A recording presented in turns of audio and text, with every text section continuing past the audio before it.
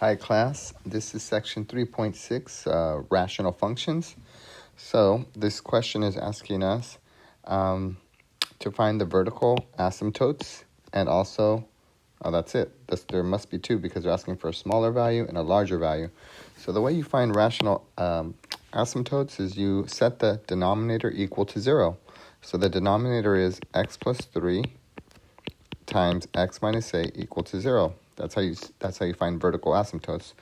This one's already factored for us, so we just have to set the individual factors equal to 0 and solve. If you solve, you're going to get negative 3 and positive 8. So those are your vertical asymptotes. That just means that x cannot equal those values. So when you graph this function, there'll be a vertical asymptote at negative 3 and also one at negative 8, and which means the graph will not cross that asymptote. So those are the two answers. The smaller value would be negative 3, and the larger value is positive 8. We'll get to more graphing in just a bit. This one is asking for horizontal asymptotes. So this one's a little bit more involved. I think the easiest way to do this one is if you were to expand this out, the numerator and the denominator, by multiplying these out. So if you expand the top, you're going to get x squared minus 2x minus 3. If you expand the bottom, you're going to get x squared minus 5x minus 24. So horizontal asymptotes, what you're checking for is you want to know what happens as x approaches infinity. In other words, what happens as x gets really large? Well, what we can do is we can divide everything by the greatest power. As you can see, the greatest power is 2 in the entire rational function. So we're going to divide everything by x squared, x squared, x squared, x squared, all the way through both the numerator and the denominator. And so one of the rules that we know is that as x gets really large, that means that 1 over x approaches 0. And you can verify that on your calculator. Just pick super large numbers for x, and you'll see that the larger x is, the closer and closer you get to 0. So that means, you'll see why. We're going to apply that in just a second. So this function now becomes, after we divide by x squared, becomes 1 minus 2 over x minus 3 over x squared, 1 minus 5 over x minus 24 over x squared. So this rule is going to apply here. X is going to get super large, and so this fraction is going to approach 0. Same here, this is going to get super large, which means this will approach 0. This will get super large, 0, super large, 0. So I'm just going to go ahead and do that. 0, 0, 0, and 0. And so we're left with r of x is equal to 1. That turns out to be your horizontal asymptote.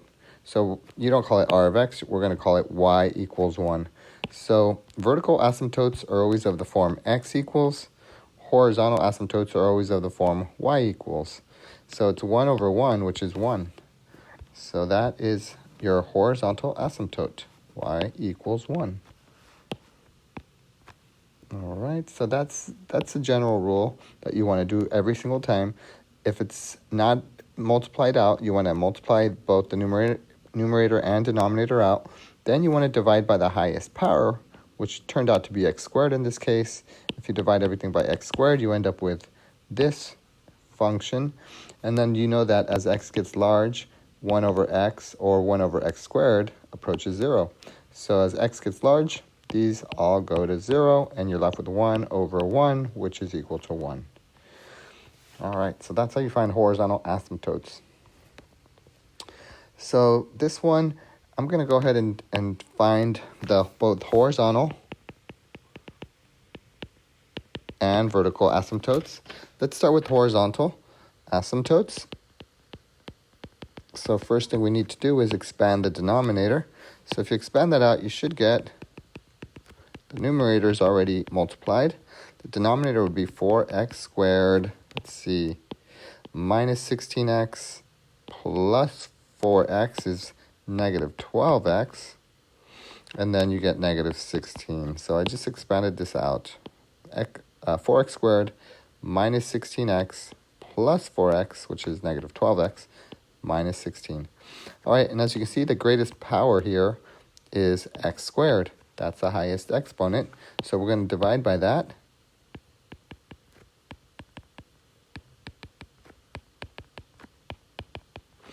And as x gets large, well, let's rewrite the function actually before we do that. So that would be 1 plus 1 over x over 4 minus 12 over x minus 16 over x squared. I'm just simplifying these terms individually, and this is what I'm getting. So as x gets large, this approaches 0, 0, 0. And so our horizontal asymptote is going to be y equals 1 over 4, because that's what's left over, 1 over 4. All right, so that's our horizontal asymptote. Now let's go and do the vertical asymptote, which is easier.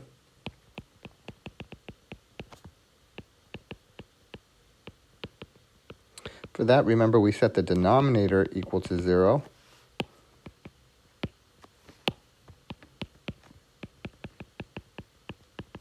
And since it's already factored for us, all we have to do is simply just set each individual factor equal to 0 and solve. You get negative 1.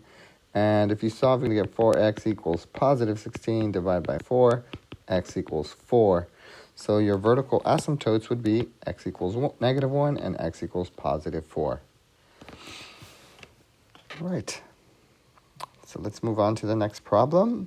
They're asking us to use transformations of this graph to graph the rational function. All right, so let's first look at what this graph looks like. So y equals 1 over x. If you were to graph that, you'll see that, well, you can actually apply the rules that we've been using. As x gets really large, this is going to approach 0, right? Because this is going to get large. 1 over infinity is 0.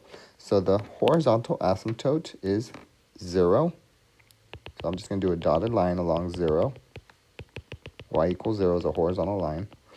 And then the vertical asymptote, if you set the denominator equal to 0, is 0. X equals 0 is your vertical asymptote. So that's going to be this. The y-axis is the vertical asymptote. And if you choose some points, let's choose x equal to 1. When x is 1, y is 1. So that would be 1 point here. When x is 2, y is a half. X is 3 is the third. So as you can see, it's going to get closer and closer to the asymptote without ever touching. And it's going to look like that. And on the opposite side, it's going to do the same thing, but it's going to be in the negative direction. So that's what this graph looks like. Now, you can apply transformations. When you subtract 3 from x, that means you're shifting everything to the right 3 units. So the asymptote is now 1, 2, 3 units over, and the structure of the graph stays the same. So that's what this graph over here will look like. Or you can just think of it in terms of the vertical asymptote. We set the denominator equal to 0, solve. That's our vertical asymptote. And our horizontal asymptote,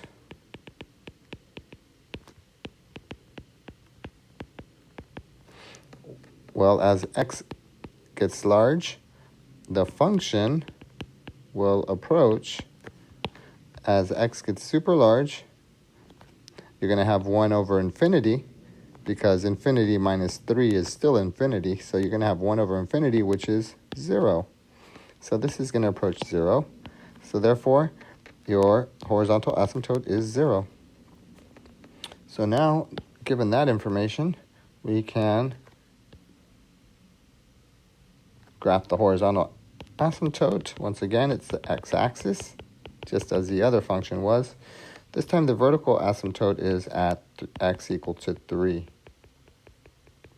And we already know that the graph looks like this on the right and down here on the left. So it's going to go here and here. The asymptotes act as boundaries, so they kind of keep the graph in place. So the graph will have to be bounded by those two asymptotes on that side and bounded by these two asymptotes on this side. And that's how you would graph that using transformations or just your knowledge of how to find vertical asymptotes and how to find horizontal asymptotes. So now they want us to state the domain and range of that same problem that we just worked on. So the domain refers to all the values, all the x values where the graph is defined. Notice the graph is defined everywhere over here and everywhere over here. The only place it's not defined is along this vertical asymptote. So that's the only place that the graph is not defined. So it turns out to be whatever the vertical asymptote is, that's what's excluded from your domain. So 3 is not in your domain, everything else is. So in order to state that, you would say, well, the domain is everything from negative infinity to positive 3, not including it, union, everything from 3 to positive infinity. That would be our domain. Range refers to the y values where the graph is defined. The graph is defined everywhere above the x-axis and everywhere below the x-axis, but it's not defined along the horizontal asymptote because that's an asymptote, so it's not going to be defined here. So therefore, it's all real numbers except 0. So it's going to be everything from negative infinity to 0, union 0 to positive infinity. All right, this one, I wouldn't use transformations. That's a little too tricky for this one. So I would just use our knowledge of vertical and horizontal asymptotes. Once again, let's start with horizontal.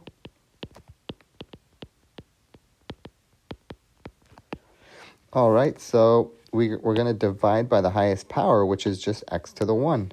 So if we do that, we're going to get x over x plus 4 over x over x over x plus 5 over x, which simplifies to 1 plus 4 over x, 1 plus 5 over x. And once again, as x gets large, the function will approach, well, we know that goes to 0, that goes to 0. Well, it's going to be 1 over 1, which is 1. Therefore, your horizontal asymptote is 1. All right, vertical asymptote, that's a little easier.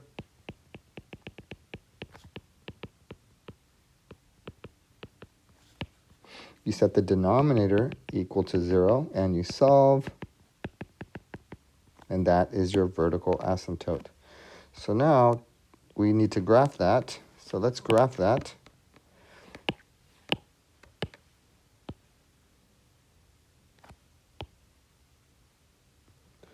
One, two, three, four, 5.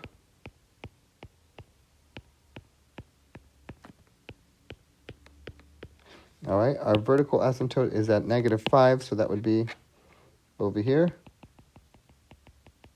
Notice I put a dash line because that just indicates that it's an asymptote. And your vertical asymptote is at 1. Y equals 1, which is a horizontal line. So now the question is the graph above or is it below? Is it on this side above or is it below?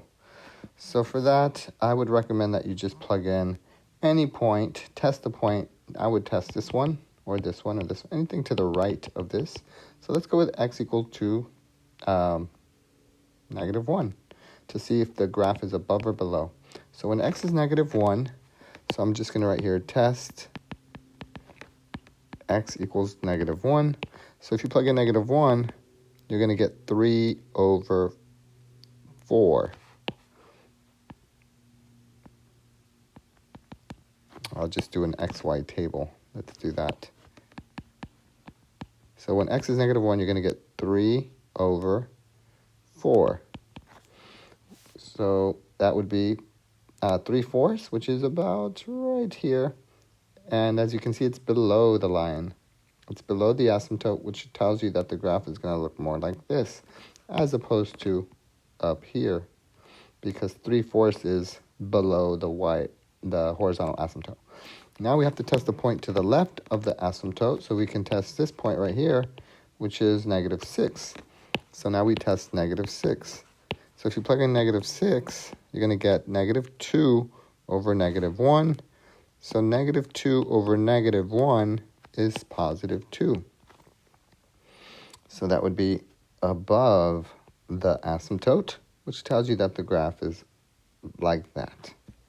So that's to me the easiest way to sketch is find the horizontal asymptote, find the vertical asymptote, and then test the point to see if the graph is below or above the horizontal asymptote, and then test another point on the left side of the vertical asymptote to see if the graph is above or below the horizontal asymptote. Okay, now the domain and range. Similarly as before, the x values is defined everywhere in that direction and everywhere to the right of the vertical asymptote, which is at negative 5. So the only place where it's not defined would be at negative 5. So the domain would have to be everything from negative infinity to negative 5, union negative 5 to positive infinity. And the range is going to be all the y values that are above 1 or below 1, but it's not defined at 1. So that means everything but 1. So negative infinity to 1, union 1 to infinity. Okay, this one is asking for the x and y intercepts. So in general, the way you find x intercepts you substitute 0 in for y. And then the way you find y intercepts is you substitute 0 in for x. So let's do the y-intercept first.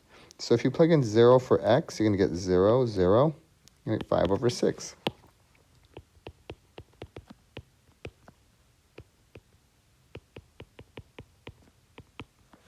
As you can see, that's 0, 0. So you're going to get, negative 5 over 6. So it's going to be 0, comma, negative 5 over 6. And then for the x-intercept, you're going to substitute 0 in for y. So this becomes a 0. So let's write that. 0 equals 5 over. So this is an interesting case. In order to solve for x, you have to divide by the denominator to clear the denominator out. So when you do that to both sides, you're going to get something strange happening. Those cancel. And then 0 times anything is 0. So you're going to have 0 on the left side. 0 equals to 5. That is a false statement, which means there are none. There are no x-intercepts, which they want you to just enter DNE for that. All right, the final problem says, from the graph, determine the x and y intercepts. So let's do that first. So it looks like the x-intercept is 0. And the y-intercept is also 0 because it's crossing right at the origin. So that means it's both x and y-intercepts. So that would be our x and y-intercept. Our vertical asymptotes, by the graph, you can see happen here at negative 3 and also here at positive 4. So negative 3. I wonder how they want us to write that. Okay, so we have to write it x equals negative 3, comma, x equals positive 4. And the horizontal asymptote would be right on the x-axis. As you can see, there's a dashed line there. And that is at y equals 0. And that concludes this section.